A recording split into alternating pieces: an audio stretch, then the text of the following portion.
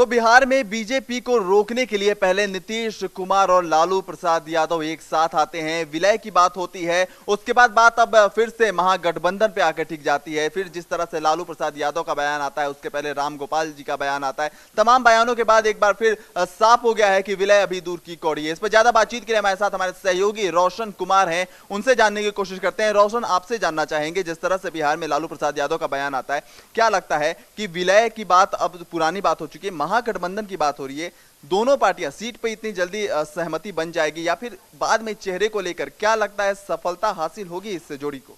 देखिए, बिहार में जो चुनावी समीकरण जिस तरीके से बनना शुरू हुआ है और जिस तरीके से बिगड़ना शुरू हुआ है, दोनों चीज़ों को आप देखिए। जेडीयू से मांझी को निकाला जाता है, आरजेडी से अभी कुछ दिन पहले ही पप्पू यादव को निकाला गया। उसके बाद एक तरीके से ऑफर भी दिया गया, लालू यादव ने नीतीश कुमार को ऑफर दिया कि आप 80 सीटों पर लड़िए और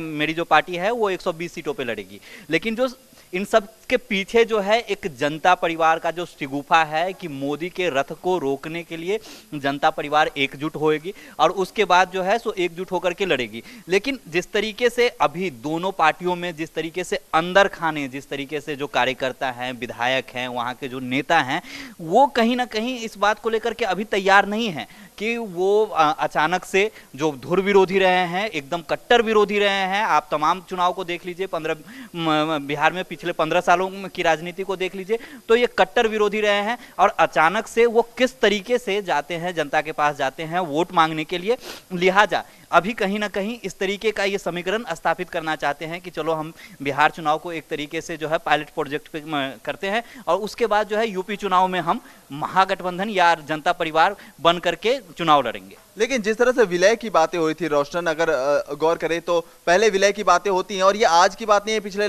कुछ समय से ये शिगुफा चल रहा था। फिर अब जो दोनों पार्टियों के नेता हैं उनका कहना है कि कुछ तकनीकी वजहों की वजह है जिसकी वजह से विलय नहीं हो पाएगा। क्या लगता है, आश्वस्त नहीं है वो अपनी जीत से या फिर दो हाथ करके आजमाना चाहते हैं खुद को? देखिए, पार्टी में तकनीकी चीज अगर लालू यादव कह रहे हैं कि तकनीकी चीजों पे काम चल रही है, तो आपको ये समझना होगा कि वो तकनीकी चीजें जो है बस सीटों को बंटवारा को लेकर के है, सभी नेताओं को खुश करने को लेकर के है कि आप किस तरीके से सभी को खुश कर रहे हैं, किस तरीके से एक सर्वसम्मति बना रहे हैं किसी के साथ चुनाव लड़ने को लेकर के कि आप एक सर्वसम्मति बनाएंगे तब तो आप मैदान में आएंगे। क्योंकि अगर आपके अंदर खाने ही फूट की राजनीति होगी, जिस तरीके से कुछ विधायक भी हैं जो आकर के पप्पू यादव के समर्थन में आ जाते हैं और कहते हैं कि लालू यादव ने जो है गलत किया है, ऐसा नहीं करना चाहिए था।